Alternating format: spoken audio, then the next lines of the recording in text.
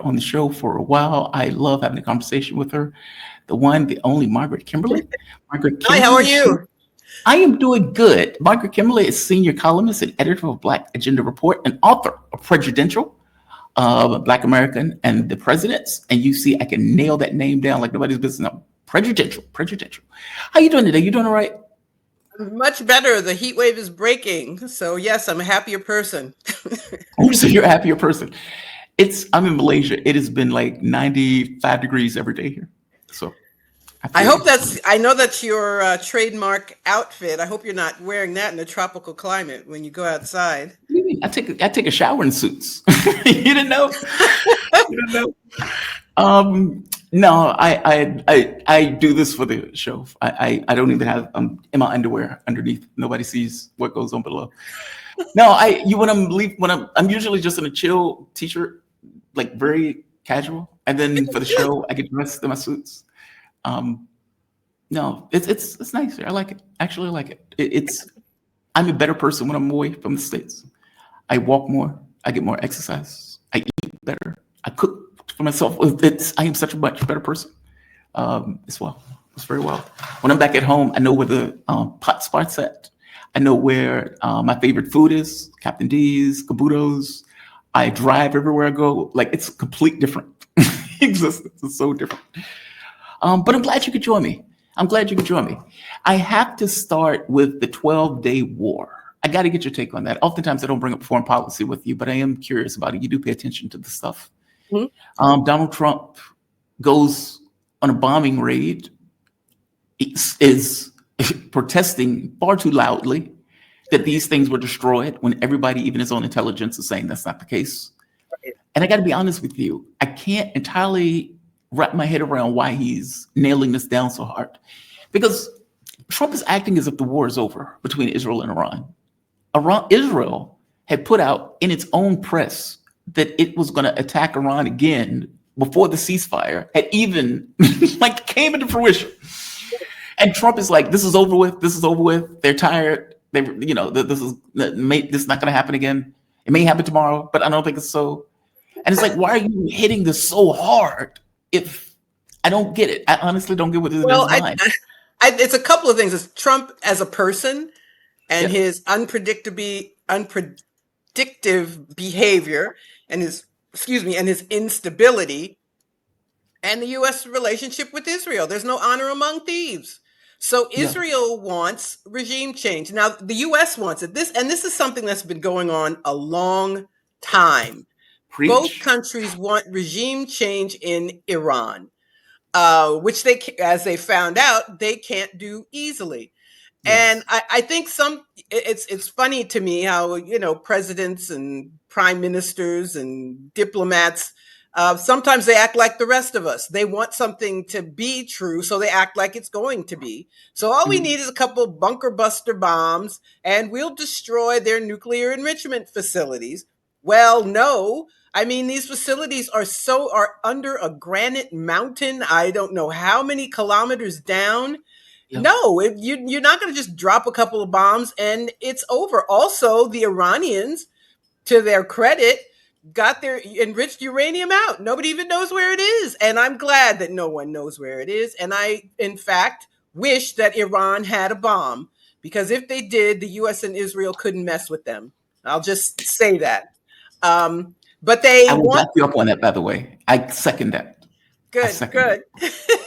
So these two countries, which have no business deciding who runs Iran or any other, but Israel wants every nation in the region to either be a U.S.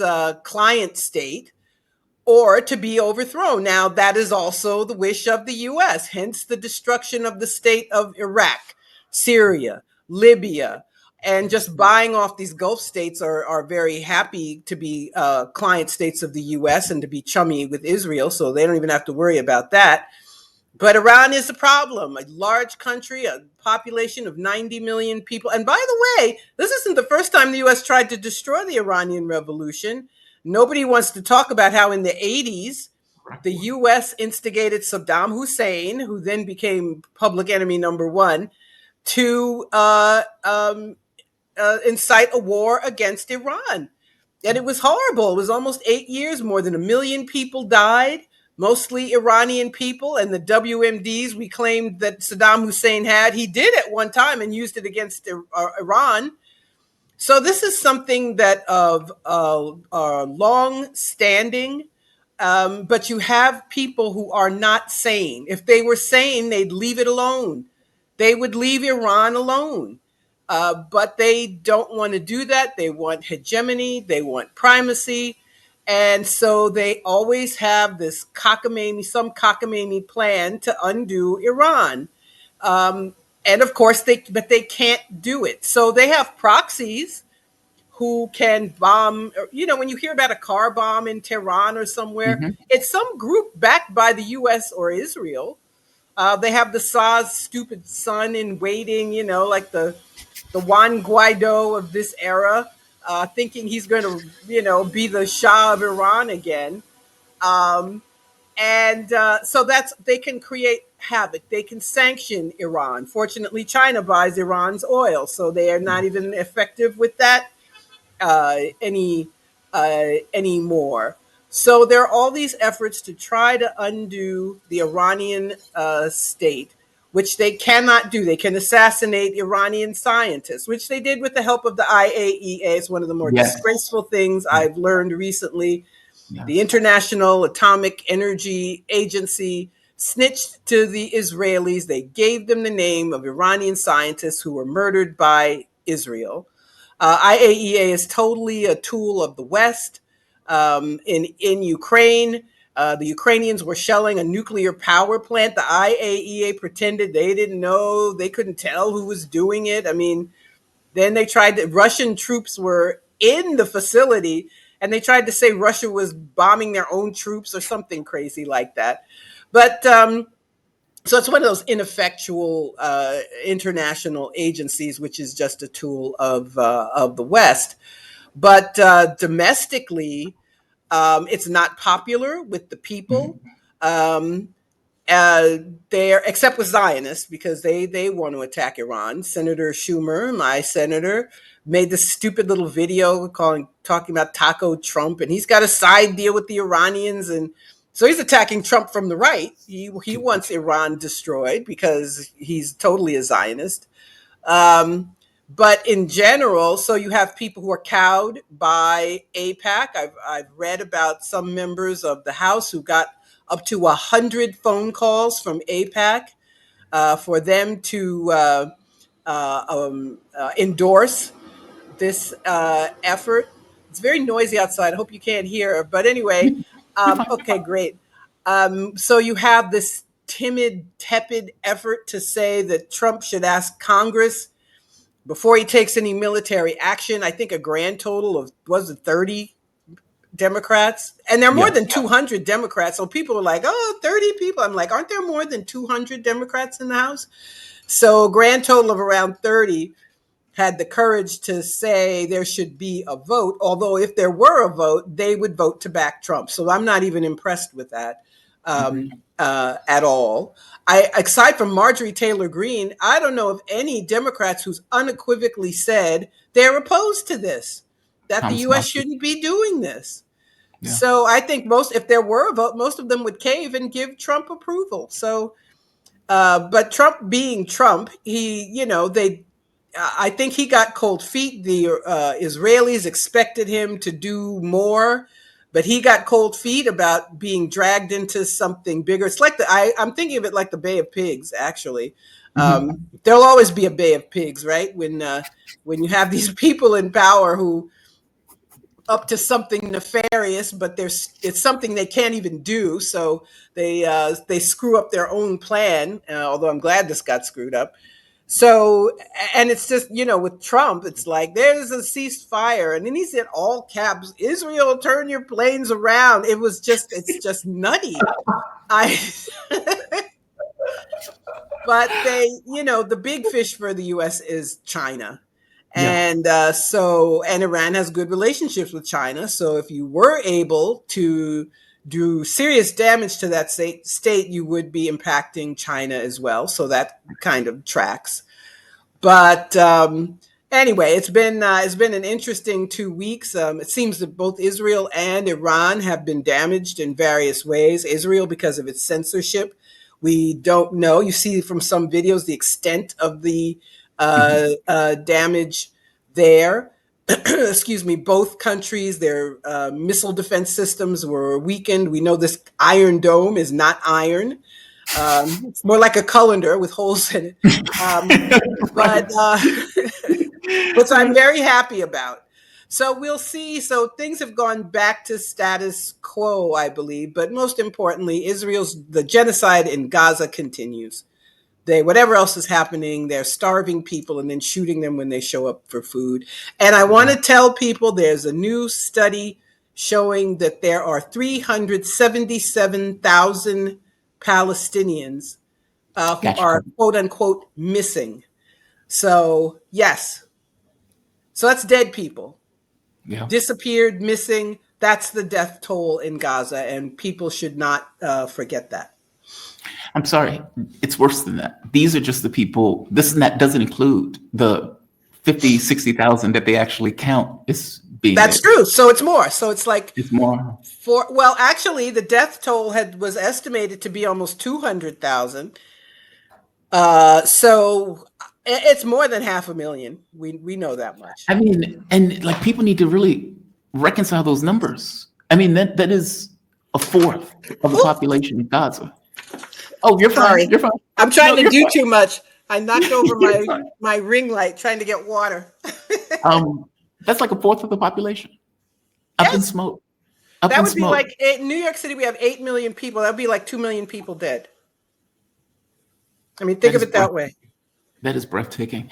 And then they've packed people in effectively camps. Yeah. So it's like 20% of the territory is holding the entirety of Gaza, Hmm. which you think to yourself, like if you, I remember we were living in Washington, D.C. when I was living in D.C. And you think to yourself, okay, what does it look like to have all of D.C. packed into 20% of the territory? I can't even fathom that.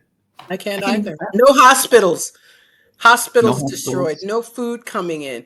No medicine coming in. People surgery without anesthesia. It's just ghastly. And Israel cannot be talked about enough. This is The making me a horrible person. I have been enjoying coffee, watching videos of Tel Aviv get bombed, of Haifa get bombed, but the audience, and you have no empathy.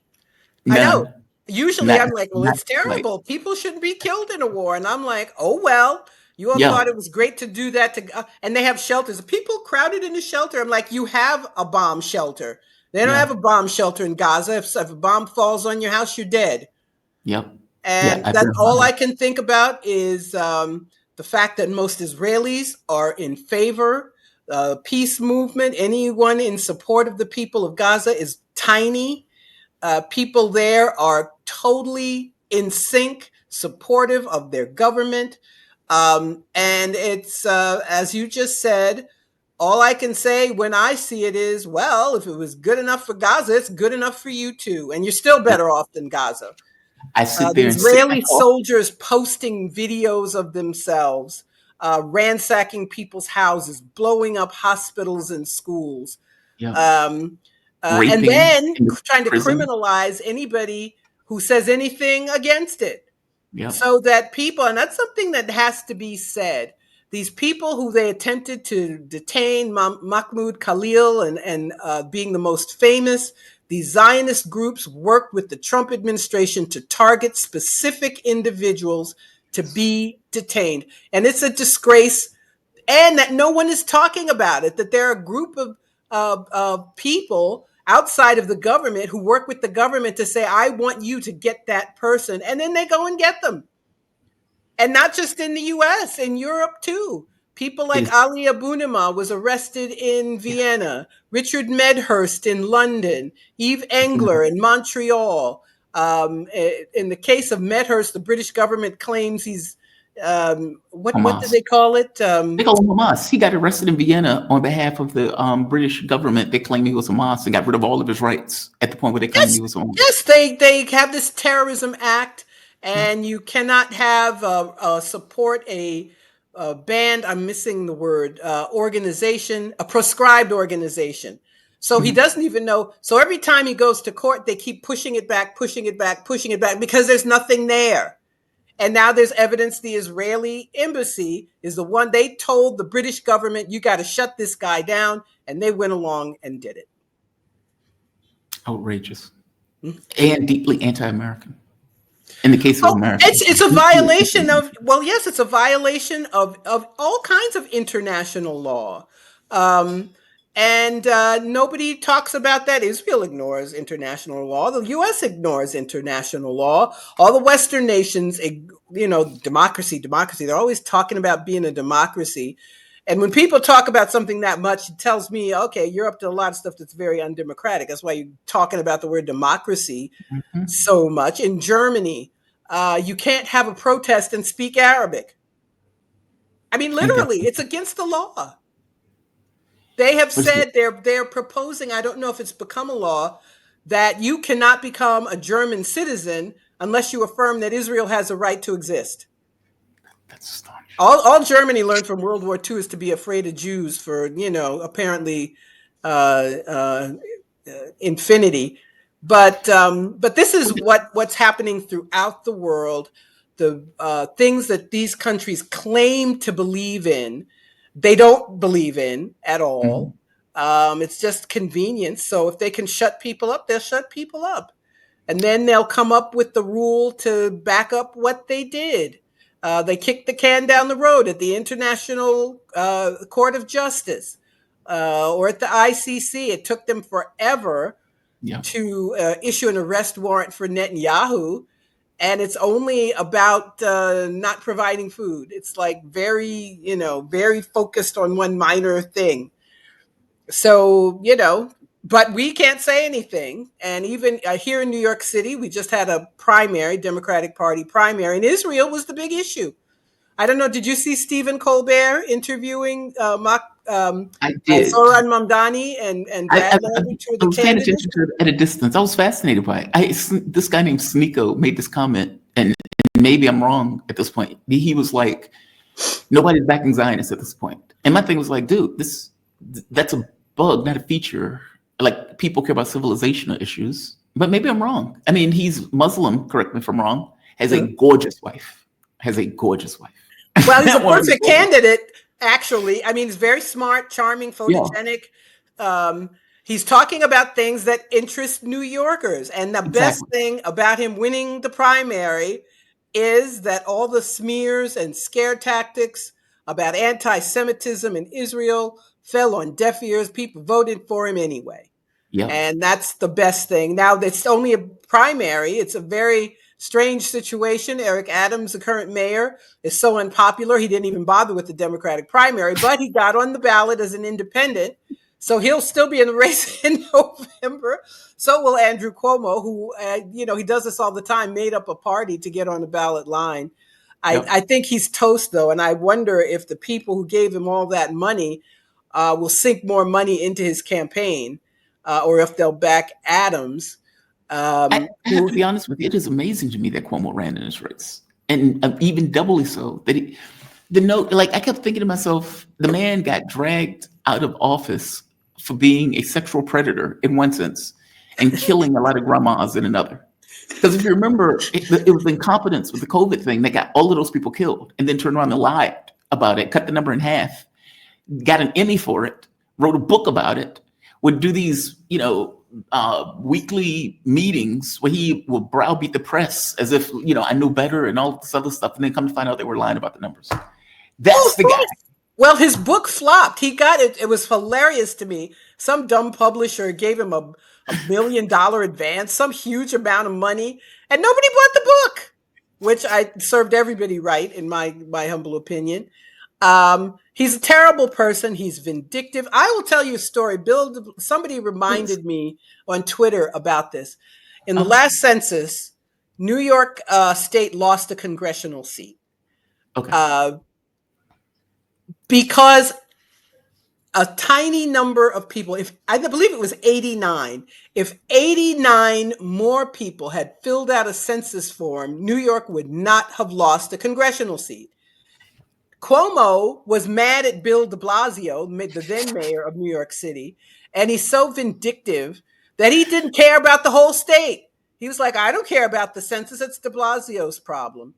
And someone reminded me of that. This is a man whose whole being is about getting other people.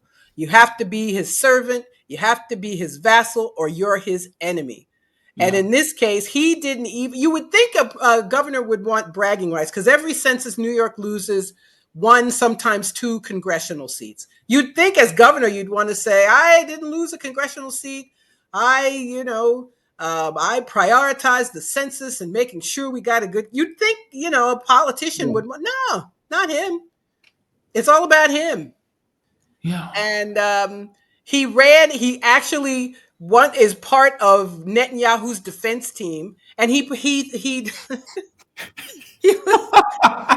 I mean, it's true that, these rich New Yorkers, that they are the people to cultivate. That's true. Yeah. But nobody else cared. If you get someone else who comes along and actually talks about the things that people are interested in, nobody cares that some rich person they never heard of gave you money, or you're in Netanyahu's defense team, or Mhm. nobody cares.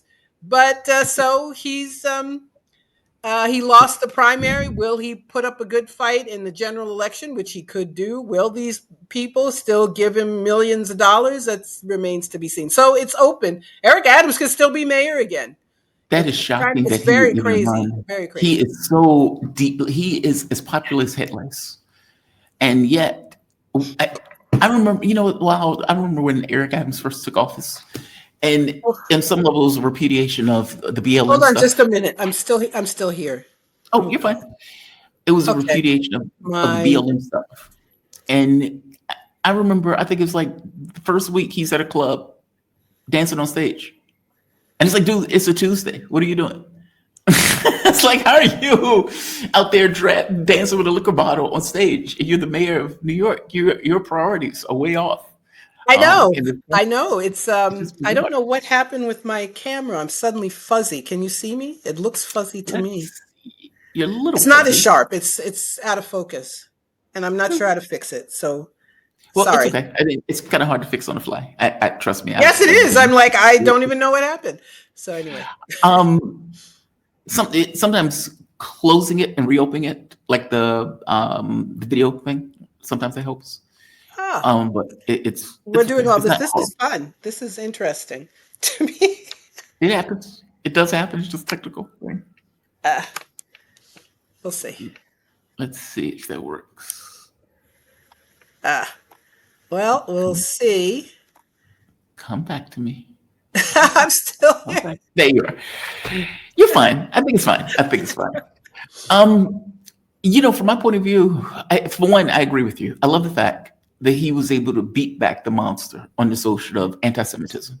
You have a Muslim candidate. Of course, they're going to use anti-Semitism as a weapon against a Muslim candidate, the racist thing ever. And New York doesn't care.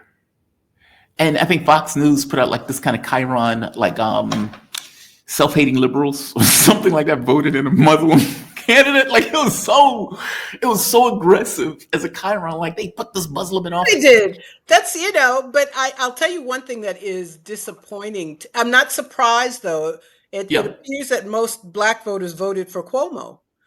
And I think it's really. a couple of things.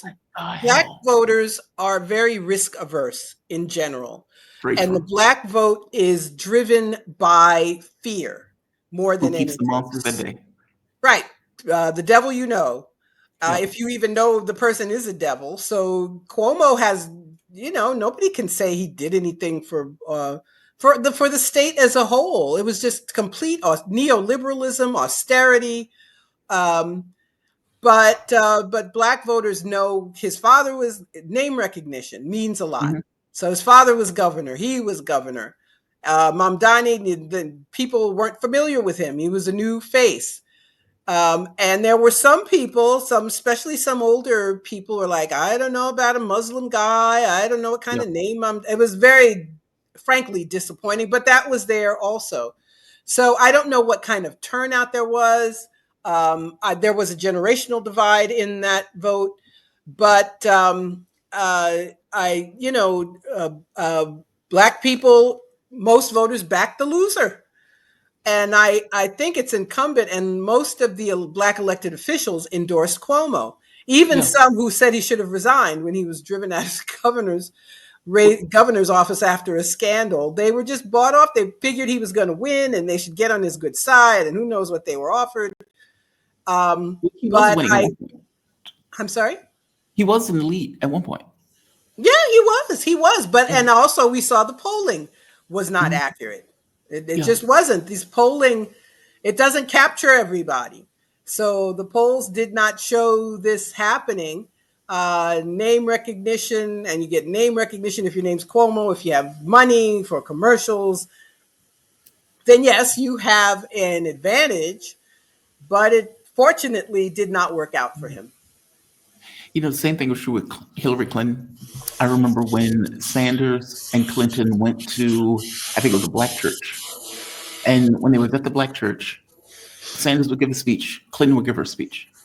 And I remember, I would never forget, when they went and talked to the people who were in the audience, the African Americans. Al Sharpton had put this together, by the way. And they were like, yeah, we like what he's saying, but, like, meaning what he's saying would be better for us if he could do what he said he was going to do. But the but was always there. Well, I'll tell you one thing that happened with Bernie Sanders. Black people kept being told he can't win. That is all you have to do to keep black people from voting for someone. We will not vote. Our politics have declined to such a state. We only see ourselves as stopping Republicans. So even with Obama, people didn't get excited until he won the Iowa caucuses and showed that white people would vote for him. Then the questions ended and people were totally on board with him after he won Iowa. With Hillary Clinton and Sanders. So do most black people want Medicare for all? Of course we do. And Hillary Clinton's like, you'll never, ever have it again. Do you remember that speech? It was so wacky. But anyway, but black people kept being told, but he can't win. But white people won't vote for him. So you may like what he's saying.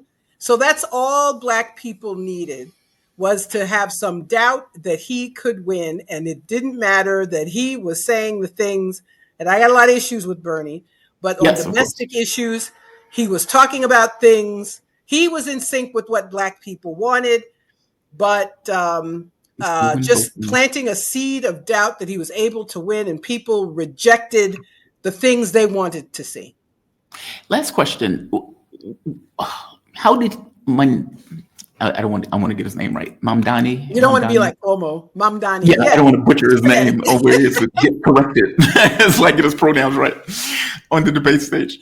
What was his? He's a socialist, correct? He's part of the Democratic Socialists. It's not real socialism. He's DSA. A person who believes in a government role in public life and improving life. That's not really socialism, but right. It's like an FDR Democrat, basically. Well, it's like most Democrats were 50 years ago. He's a left. Right. He's a left Democrat. Yes. Fair enough. Let's accept that. And this could be the last question. Are you confident, concerned? What do you think he's going to accomplish? Like, meaning this is somebody as a mayor in a political space in a hostile world. That's assuming he gets elected. But let's assume he gets elected. Right. If he gets elected, the horrible billionaires, all these people who are smearing him, they're not going to just take their marbles and go home. They're going to have influence. They're going to be at City Hall talking to him and talking to his people. I always say when people get into office, they always move to the right. That's why you need the person who's most to the left to begin with.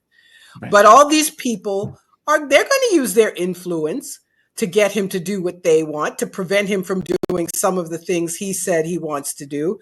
So you still need organizing to keep him, it's true of any politician, to keep them honest.